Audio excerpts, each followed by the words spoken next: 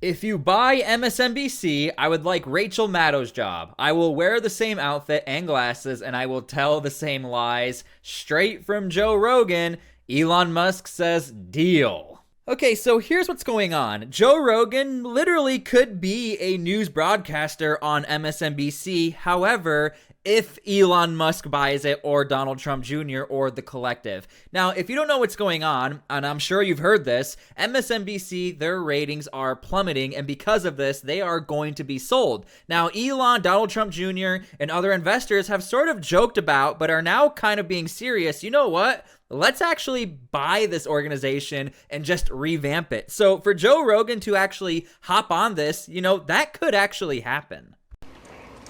Okay, well, let's look at numbers first. First, this is the collapse of MSNBC. Since October, their ratings are down 53%. On the Rachel Maddow show, their numbers are down from 2.3 to 1.3 million. They've lost 1 million viewers. MSNBC in November 6th to 13th had 550,000 viewers nationwide. Compare that, by the way, to Fox, which was 2.2 million. Finally, in 2016, the last time Donald Trump ran and won, MSNBC was at 1.3 million, and it was up at 98%. So what's all this telling you? What it's telling you is that Donald Trump is in charge.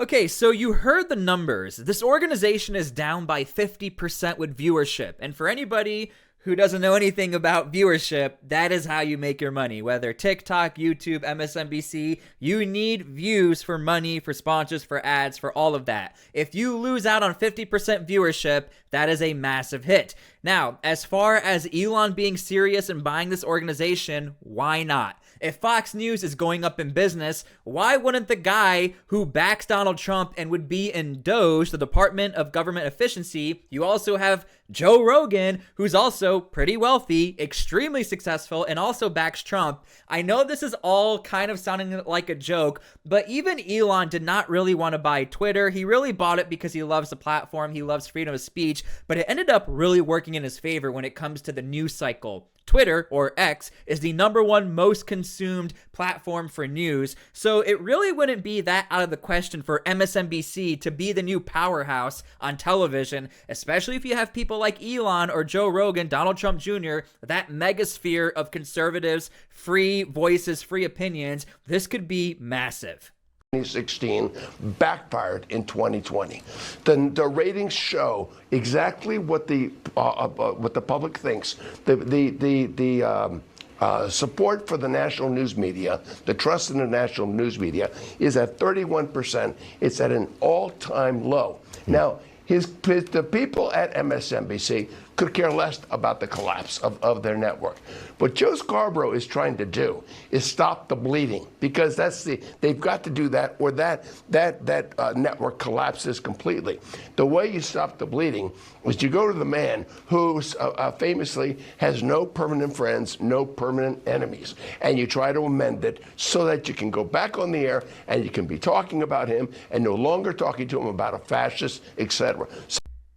Now, if you don't know what he's talking about, he's referring to Morning Joe, the famous show on MSNBC where it's a morning show and they have a lot of viewers, but not anymore because they admitted to talking to Donald Trump in a secret meeting at Mar-a-Lago, even though they referred to him as a dictator and all of the worst things ever that you can't even say on YouTube. But at the end of the day, the stat that really sticks out is that the majority of Americans really don't even trust mainstream media, let alone on a platform, MSNBC, who's been calling Trump the worst person ever, but then all of a sudden you're meeting with him. This is why people don't trust MSNBC. But as far as trying to stop the bleeding, that is what's going on, because at the end of the day, all of those news anchors are millionaires, so they're good to go. They don't care if they get fired, but the American public cares. They care about news, they care about information, and there is an expectation that if you are on the TV screen, you're going to be truthful, and MSNBC is just not truthful. We were given the opportunity to do just that. Joe and I went to Mar-a-Lago to meet personally with President-elect Trump. It was the first time we have seen him in 7 years.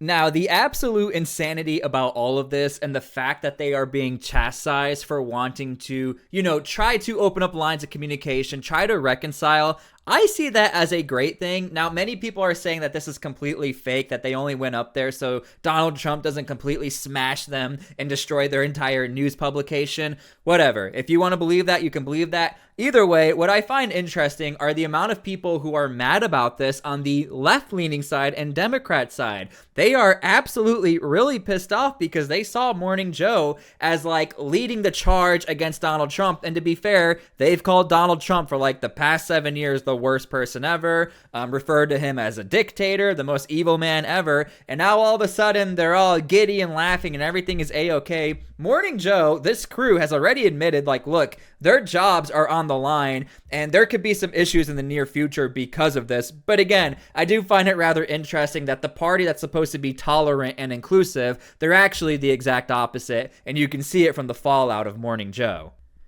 And speaking of Morning Joe, Joe Rogan, anything is possible at this point. Again, I don't think anyone expected that Joe Rogan would ultimately back Donald Trump. Now he's talking rather positive about Donald Trump. I don't think he's a shill for Donald Trump, but without a doubt, the sphere of Joe Rogan, like the Theo Vons, the Tony Hinchcliffe, everybody is super pro-Republican, conservative as far as free speech. And Joe Rogan has always been about free speech. I think Joe Rogan respects journalists and news anchors, but he's always had beef with MSNBC. He's always had beef with CNN, and maybe we'll make a video later about them. But CNN is pretty much going to be okay. They're a global entity, so they're not really going to worry about anything.